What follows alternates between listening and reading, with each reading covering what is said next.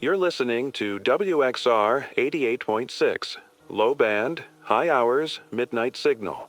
This is the Night Watch. And I'm still here, same as always, taking you into that quiet space between too late and too early.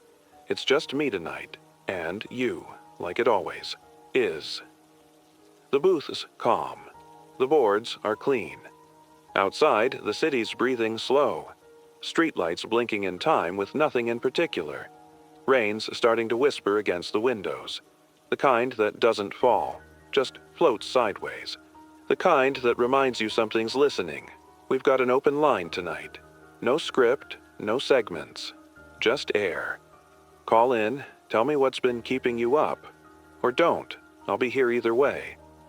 Now, I'd usually go straight into music. Let the vinyl spin and let the mood settle. But something's off with the feed, tonight. It started about an hour ago. Just a twitch in the signal. Not static exactly, a pressure. Like the hum beneath your skin when you realize you've forgotten something important. At first, I thought it was just line noise. Old tower, bad weather, you know the story. But then the distortion started to talk. Not words, not clearly. Just a whisper beneath the music bed. I only caught it because I always monitor live. You know how you can tell when something's not part of the sound? That's what this was. A voice hiding where it shouldn't fit. I isolated it, slowed it, down, and there it was. A sentence, in English. Clear as breath. I offer you something better. All I ask is yes. That was it. Just once. No source, no signature. Not broadcast from here. Not any band I can trace. Just there. Like it had always been waiting for the frequency to find it. I thought I imagined it. Truly. It's late. I'm tired. I've heard plenty of prank calls and pirate signals in my years behind this board. But then, 30 minutes later, the same message came through again. Different voice. Same words. I offer you something better.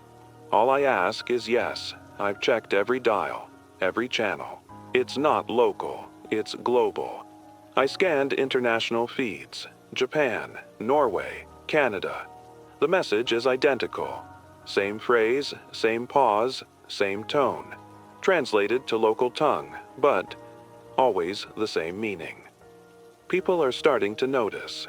Few listeners have written in already, asking if it's a promo campaign or a stunt. Some think it's AI generated. One guy from Ohio said it came through his baby monitor. Nobody knows where it's coming from, but it's not just audio anymore. Someone sent a photo. Billboard, Times Square, glitched mid-ad, same sentence. White text, black background. 10 full seconds, then gone. I checked the footage. He's right, and the scariest part? No one around it reacted. Not one person looked up, like they didn't see it, like it was only meant for the ones who could hear it already. The board's clean, now. No static, no interruptions. But I can still feel it, like the air in the room has weight. Like someone's watching me through the glass even though I know I'm alone. I don't know what better means. I don't know what happens if someone says yes, but I have a feeling we're going to find out. Because if there's one thing I've learned from years behind this mic, people don't ignore a voice that sounds like it already knows them. I didn't leave the booth after that first message. Didn't want to. Couldn't, really. There's something about being behind this glass that makes you feel just far enough from the world to observe it. But not so far you're safe from it. Like I'm in the eye of whatever this is, and all I can do is report what I see as the wind picks up. It's been quiet since the last distortion. Or at least it seems quiet. The kind of quiet that feels fake, like someone hit mute on the universe and forgot to press play again. No traffic outside, no sirens, just the soft, mechanical breath of the tower above me and the steady red light, of the live sign pulsing like a heartbeat.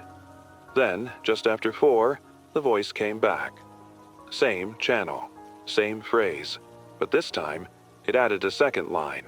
I offer you something better. All I ask is yes. I know you, Thomas. Thomas. That's my name. No one calls me that on air. Never have. I go by Tom. Always have. It's cleaner, friendlier, something that slides across the dial easy. But this voice didn't guess. It knew, and it didn't stop. I know what you lost.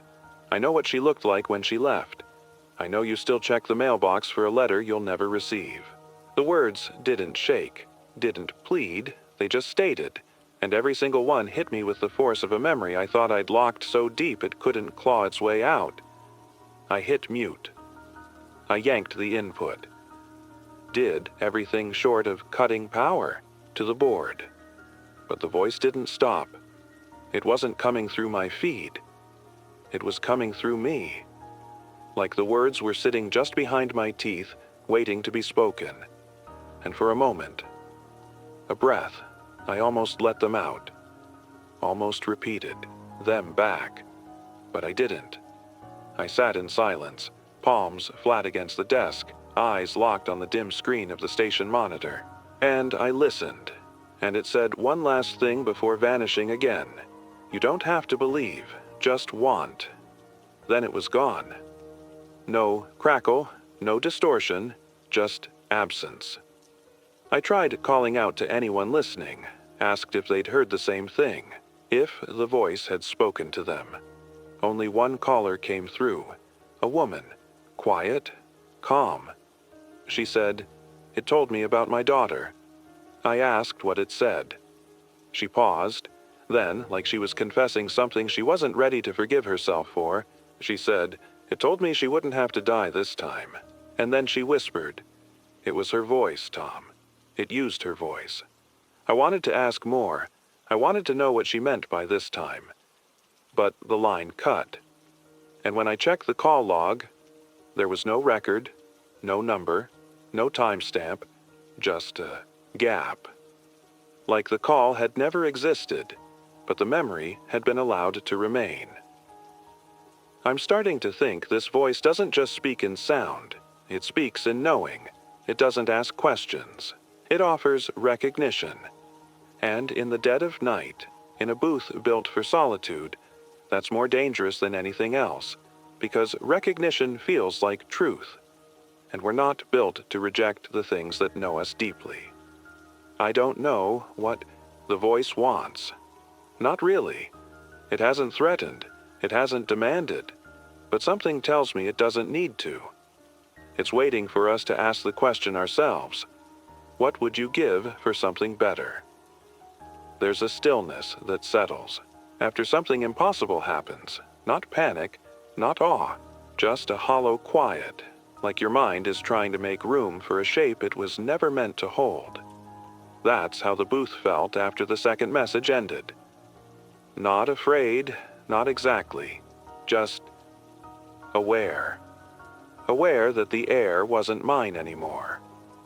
Aware that the voice knew me, that it had reached past the console, past the static, and into something I thought I'd kept sealed, and I wasn't the only one feeling it.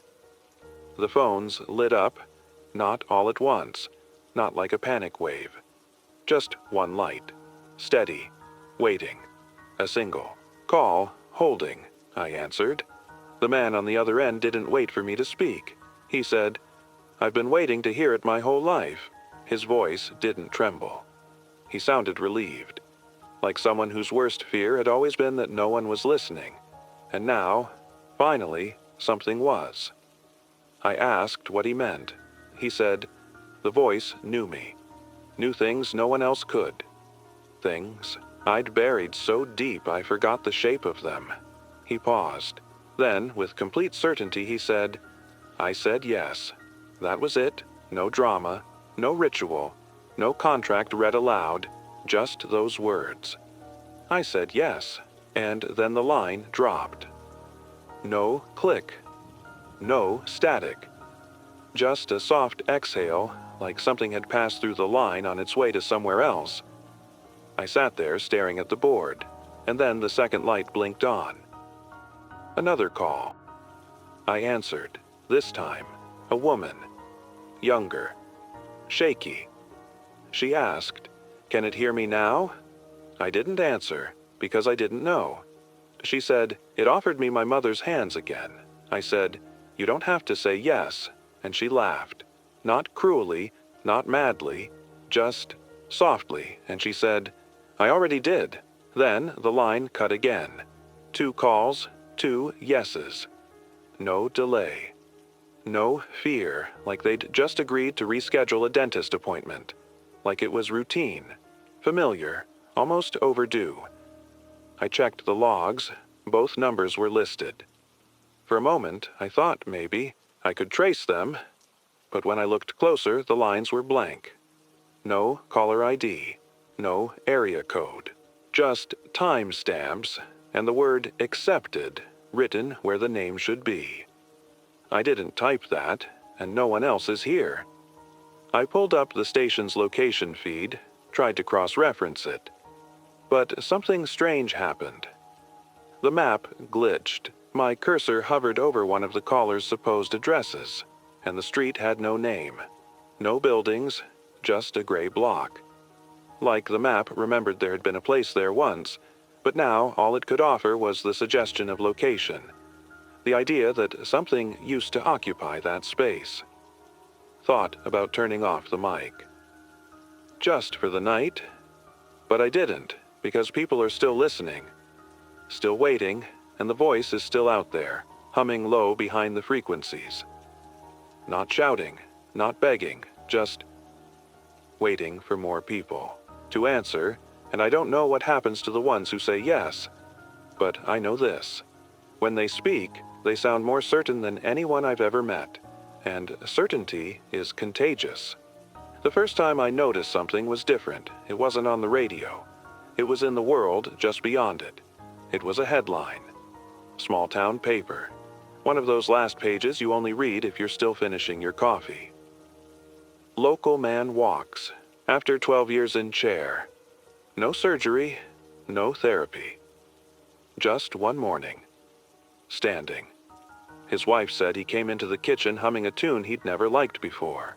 She said he didn't blink for almost 2 minutes. That when she hugged him, he didn't hug back at first, just stood there, smiling, like he was trying to remember how. He'd been on our call logs 3 nights earlier, one of the blanks. A voice I never heard, a line that connected, paused, and vanished. I didn't want to assume, didn't want to connect the dots. But it's not the only story like that. There was a boy in Detroit, blind since birth, who painted a perfect map of the city, down to the shape of fire escapes and graffiti that even locals miss. His mother said he started humming in his sleep, in a language she didn't recognize. They brought in translators. No match. They ran it through AI. Nothing. Closest guess? It wasn't a language at all, just sound that felt like meaning. People are calling it a miracle. They're lining up for it, begging to say yes. But there's always a second part to the story. The part they put below the fold, or not at all. Like the man who vanished on the subway platform. A transit worker said he saw him step into a corner that wasn't there. Said the lights flickered and there was a sound like breathing backwards. He was never found. His wife says he had started hearing the voice 2 days before. Said it was asking questions she never understood. Another one, a girl, 16, told her teacher she didn't need to finish school. Said the voice promised a different kind of knowledge. She stopped speaking the next day, but she writes. Pages and pages. Not words. Symbols. Circles within circles. Perfect, impossible geometry. Her parents tried to stop her, tried to burn the pages. Next morning, their hands wouldn't close. Doctors say it's nerve damage. But I've seen the scans. Nothing's wrong, and yet they still can't hold a pen. I've been collecting these stories, quietly, privately. The major outlets won't report them. They focus on the miracles, the progress, The select few who dared to ask for more. That's what they're calling them now. Daring. Like surrender was always the bravest thing we could do. I don't know what this voice is. I don't know what it wants. But I know it's offering things no human was meant to hold without consequence. The world's eating it up like candy left on the altar of a hungry god. People want the shortcut. They always have. They want healing without pain, wisdom without time, power without reflection. And the voice knows that. Knows exactly which part of us wants to be rewritten. And now I'm wondering, what happens when there are more of them than us? When the yeses outweigh the questions? When the world doesn't just shift, but decides? If that day comes, I won't need to warn you. You'll know, because everything will feel just a little too easy, and you won't remember what it cost. It took 5 days before someone finally asked the question out loud, not just what the voice gives, but what it takes. The call came in just after 2 a.m. A man, older, quiet, careful with his words like they might shatter if he dropped them too. Fast. He said, "It's not a deal, it's a rewrite." I asked him to explain. He said he was a linguist, or used to be. Retired now. Mostly spent his nights listening to old broadcasts, decoding number stations from the Cold War just to keep.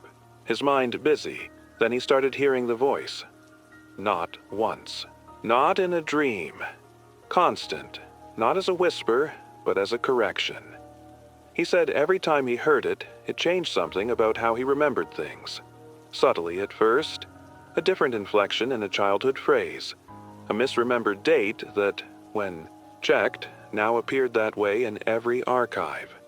Then bigger things. The name of a city he once lived in. Gone. Replaced by something close, but not quite right, like a counterfeit painting that only fools you from across the room. And the worst part? He stopped minding, said it felt peaceful, easier than fighting. It rewrites you until you stop noticing the edits, he told me. Until the original. Script becomes a foreign tongue. Then he said, "There's a price, always was, it just doesn't look like one." That stuck with me. Because I'd been waiting for the catch, the blood, the broken bodies, the fire and brimstone punishment for signing away your soul.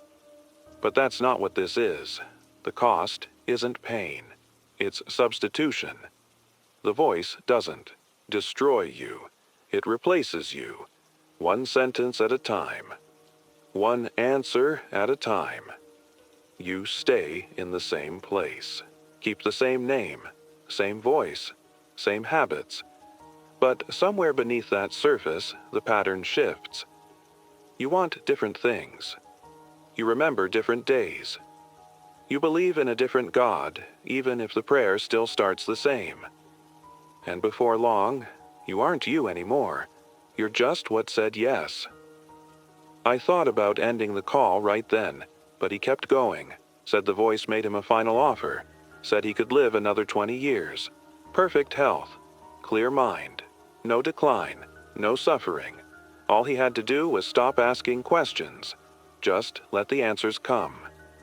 I asked if he accepted. He said no, and then he started to cry. Because now, he told me, he lives in a world where everyone else is starting to say yes, and it's not the deals he fears anymore. It's the silence that follows, the empty space where doubt used to live. Because the moment the voice removes your need to ask, that's when it owns the rest of you. Since that call, I've noticed something. The voice hasn't spoken again, not to me, but the station's quiet has changed. The soundproofing hums at a different pitch. The booth clock skips half a second every hour. The plants outside the window, the ones no one waters, haven't wilted. And the broadcast logs, they now list my name as user pending. Not Tom, not even host, just pending. Like something's watching and waiting, giving me time to decide if I'll let the answers come. It started with a glitch in the playback. nothing major, just a slight stutter during the replay of Tuesday's segment. A few seconds where my voice, my actual voice, lagged, doubled, then said something I don't remember saying. I was giving the weather update, something benign. Light rain, east wind, temperatures in the low 50s. Then came a pause, and I heard myself say, clear as a bell. I said yes, just like that, like a thread spliced into the reel. I froze. Rewound, played it again. Same result, and it was me. My voice, my tone, my breath between syllables, but I never said it. Not live, not off mic, not in my sleep. I would remember. Wouldn't. The rest of the tape played normally. Nothing else out of place. Nothing to suggest tampering. But that one sentence sat there like a fingerprint on glass. Proof that something, or someone, is editing the narrative. Went into the control room, checked the backups, opened the log folder from that night. There was a second file, untitled, time-stamped 2 minutes before my show ended.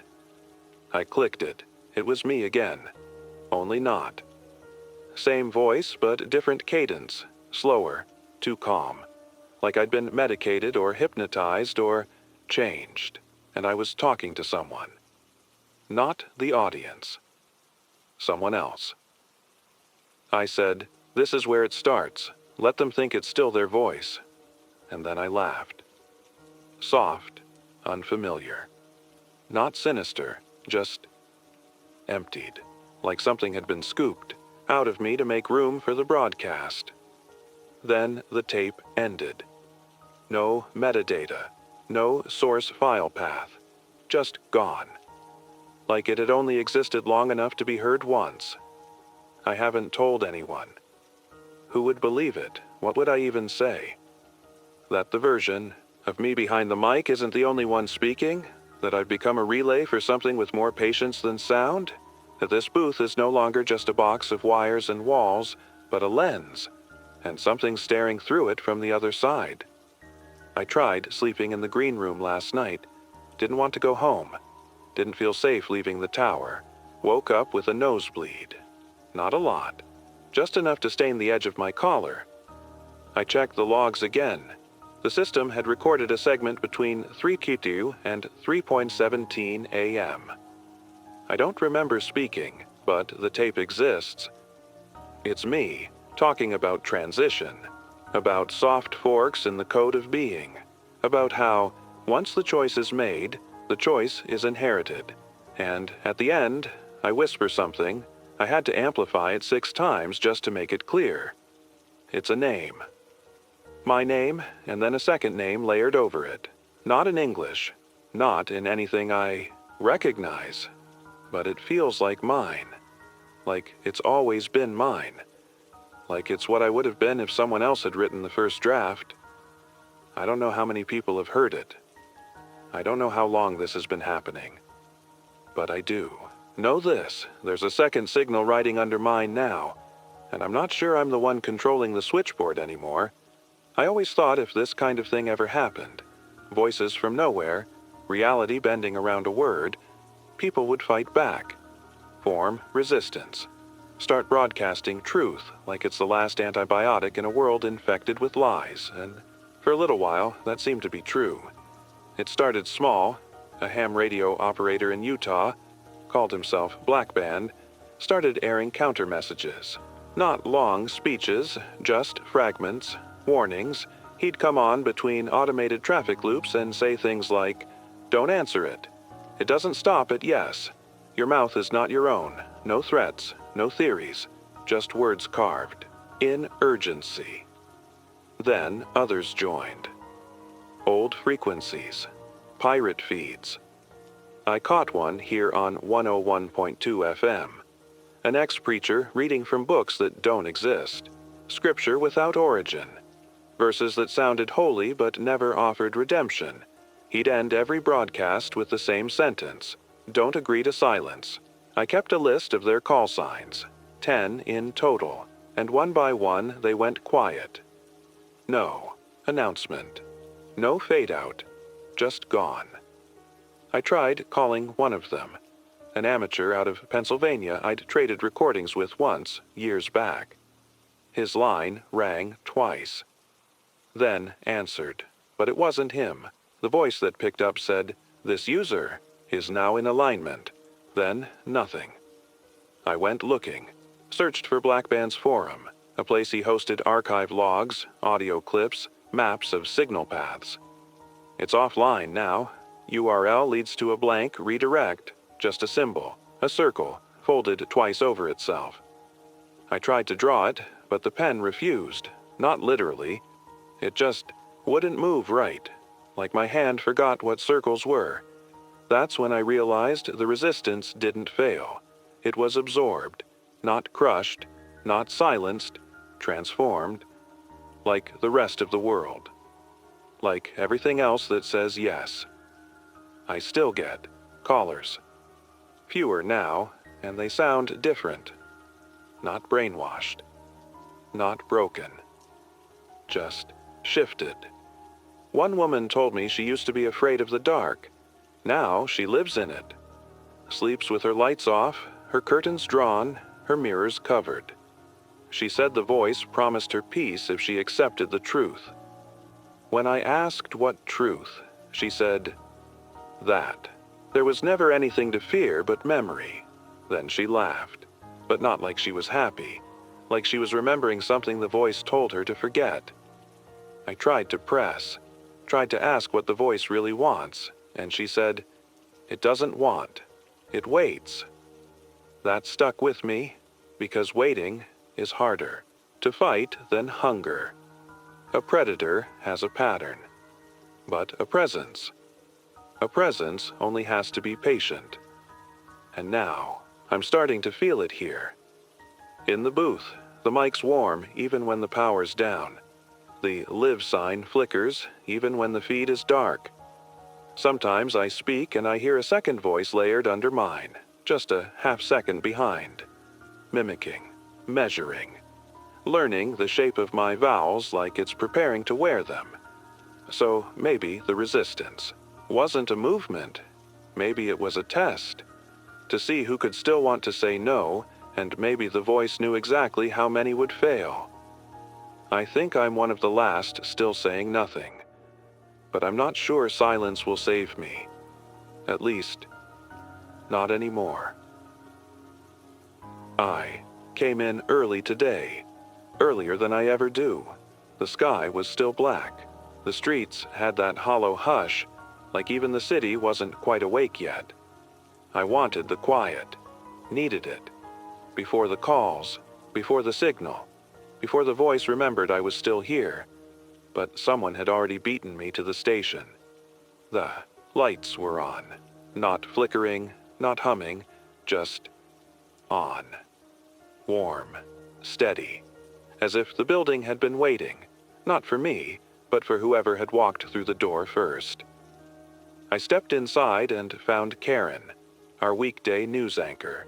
She was standing at the booth window, just watching, not reading, not prepping, just watching the empty mic like it had said something interesting and she was waiting for it to repeat itself. I asked her what she was doing here so early. She turned and smiled. Too wide, like she'd forgotten how to scale it to human. Then she said, "I like the stillness. It makes the voice easier to hear." I didn't respond, just walked past her, slow, careful. Her eyes followed me the whole way. She used to joke, used to swear like a sailor when the coffee machine broke, used to hum bad 80s pop during commercial breaks. But now she's silent when she walks. She moves like the room already knows where she's going. Later, I checked the footage from the night before. Karen never left. She was here all night, just sitting at her desk, hands folded, eyes closed, breathing in sync with the static on the emergency band, like it was a lullaby meant just for her. And around 3:33 a.m., she stood up, walked to the console, and said, "I'm ready. That's it. No context, no cue, just those words." And then, nothing. The screen froze, the footage corrupted, and when it resumed, she was gone from the chair, standing at the window instead, like something had swapped the pieces out while the world wasn't watching. Since then, I've noticed others. The janitor used to mutter when he worked. Now he doesn't blink, doesn't speak, doesn't seem to cast a shadow unless you're looking for it. One of our part-time producers, gone for 3 days, came back with a bandage on his temple and a calmness that feels preloaded. They smile too much. They nod before you ask the question. They finish your sentences like they're reading from a shared script. It's not possession, it's performance. Something wearing the shape of what they were, rehearsing the motions until we stop questioning the lines, and it's working. No one else seems to notice. No one else feels it, but I do. Because I still have a before. I still remember Karen's laugh, still remember the sound of the janitor dropping, his keys cursing softly in Spanish. And I know what's standing in their place isn't a copy. It's a replacement. Version that accepted the offer and came back with the voice's echo stitched just beneath the surface. And now, every time I look in the mirror, I wonder, would I notice if it happened to me? Would I feel the shift? Or would I wake up in this booth, smiling wide, broadcasting calm, convinced that I had always been this version, that this voice had always been mine? I don't know how many of us are left. The ones who still wonder, still remember, still resist. But if you're one of them, you need to start asking the people around you the question they'll never expect. What do you regret? If they answer, too fast? It's already too late. I didn't find the tape. It found me. Left on the console when I came in last night, unlabeled, no case. Just sitting there, like it belonged. Like it had always been there and I'd finally noticed. I stared at it for a long time before I touched it. Not because I was afraid, not exactly. Because part of me already knew what it was. And I was scared. I'd recognized my own voice on it. The booth was cold when I hit play. Not the usual kind of cold, not bad wiring or early October draft. It was a stillness that settles in your teeth, in your bones. Like the room had been drained of something warm. Like presence had stepped out for a moment and left me to face myself. And then I heard it, my voice. Soft. Measured, but wrong. Not the kind of wrong you catch with your ears, the kind you feel with your spine. The cadence was mine. The tone was mine. But the pauses, those weren't. I wasn't thinking between sentences. I was listening. The recording started with a date. One that hasn't happened yet. 2 weeks from now. Then I spoke. I'm not supposed to remember this, I said, but I left it anyway, just in case the real me ever gets through again.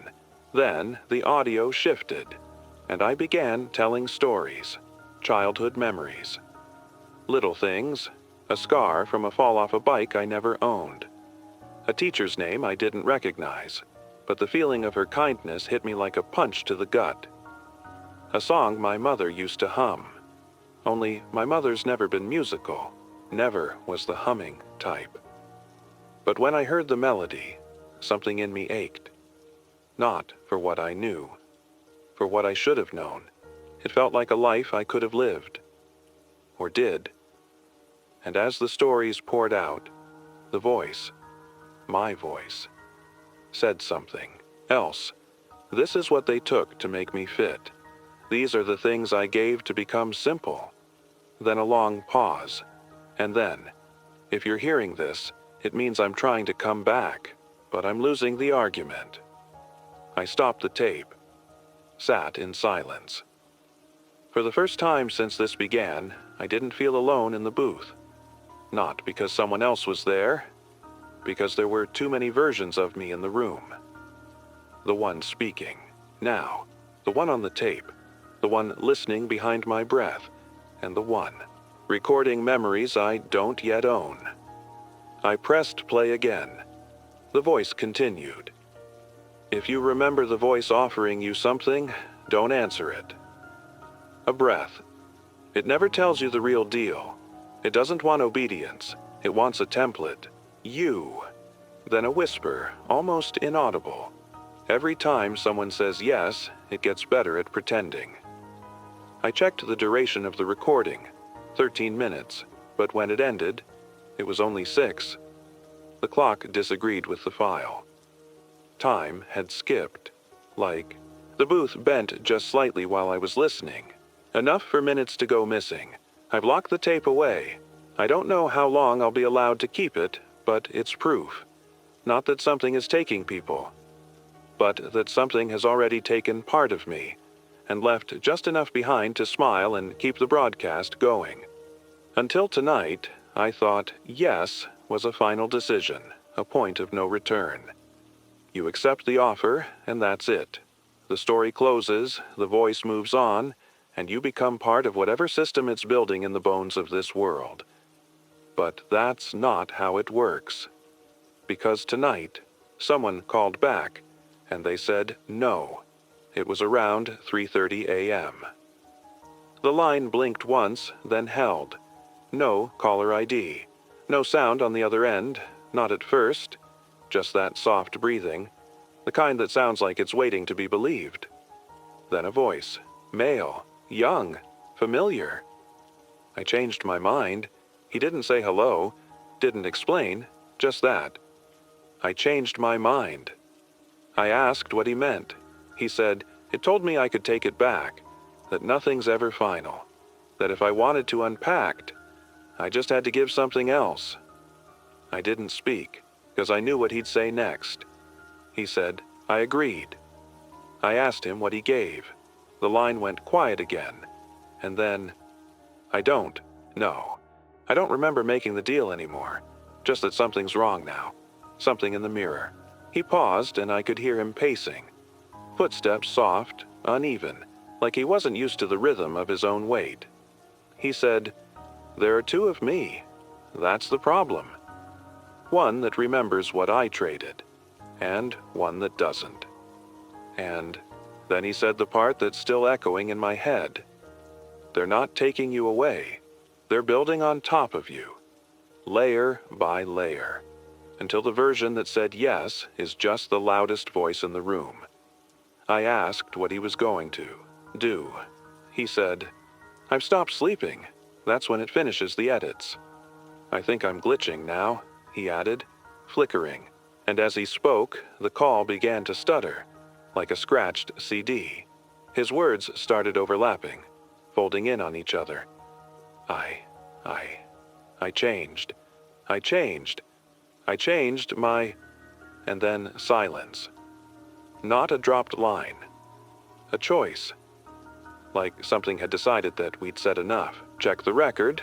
No entry. But my headset was warm, like it had just finished carrying something too heavy for human ears. So maybe the pact isn't permanent. Maybe there is a way back. But if there is, it doesn't come clean. It doesn't come with memory. It doesn't even come with identity.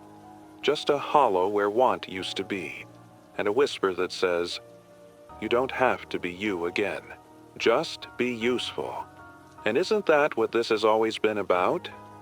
Not salvation, not damnation, but utility. A voice that sees us not as people, but as raw material, to mold, to rewrite, to deploy.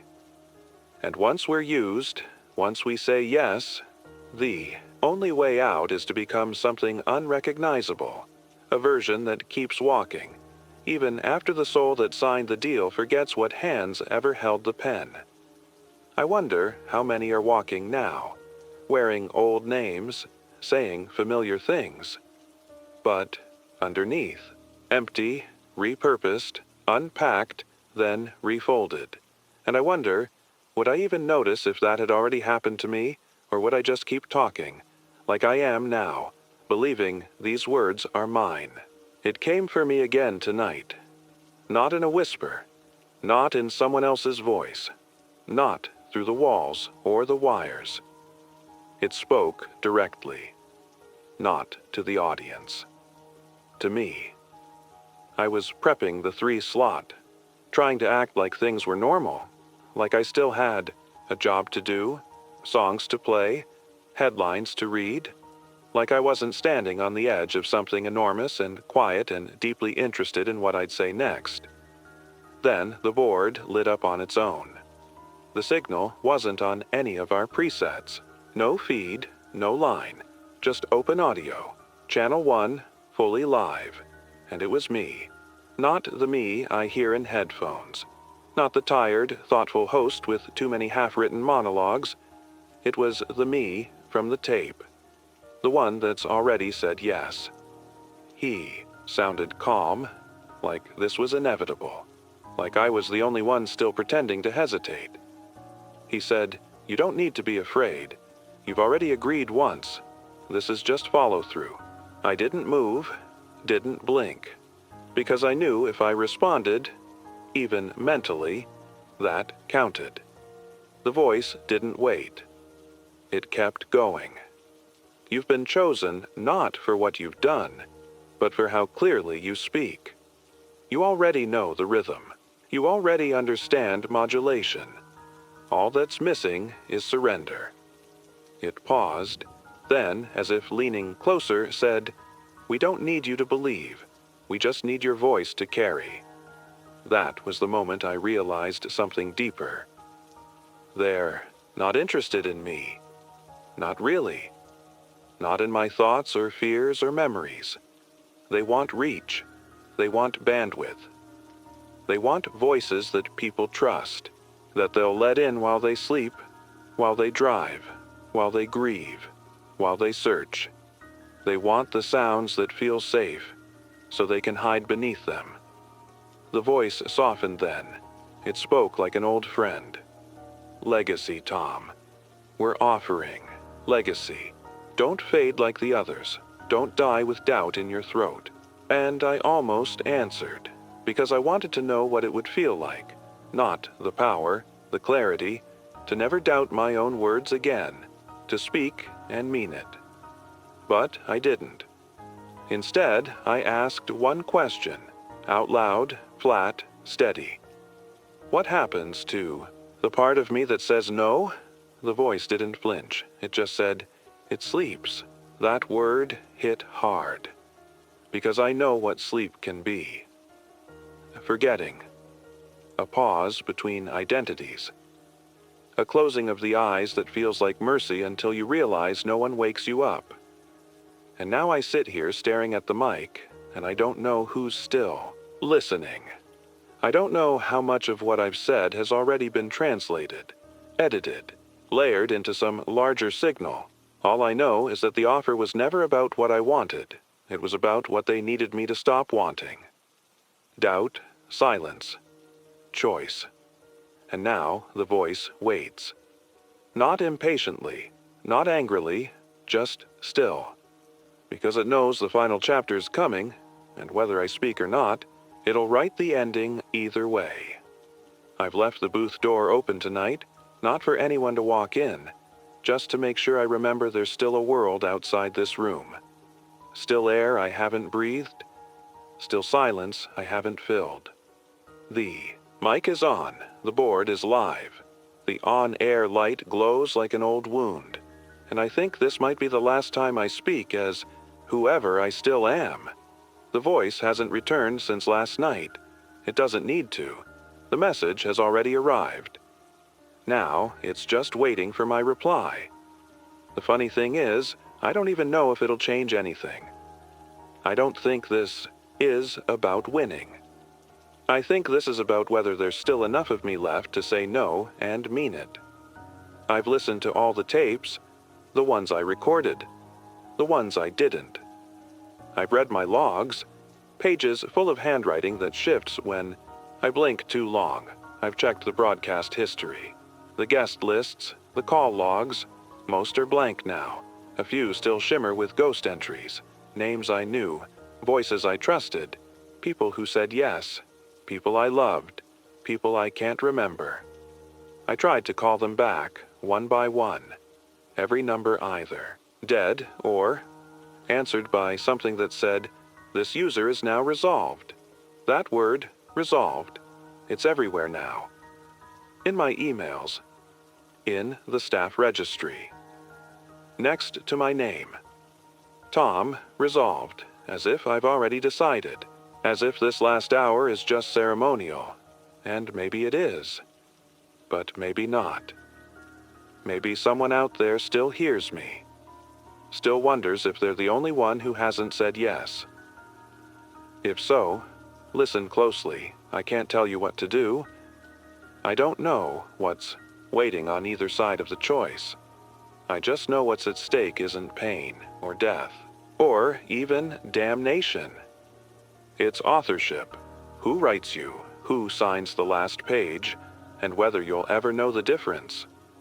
The signal's strong tonight. The hum beneath the dial sounds like a heartbeat. It's matching mine. Perfectly. I don't know if I'll be here tomorrow. I don't know if the voice you hear next will be mine, or the version that finally said yes. But if I don't return, if you tune in next time, and I sound just a little too calm, just remember this version, this hour, this moment when I still had the chance to choose. The silence is getting louder now. I'm going to leave the mic on. Let whatever happens, happen live. And if I go quiet, that will be your answer.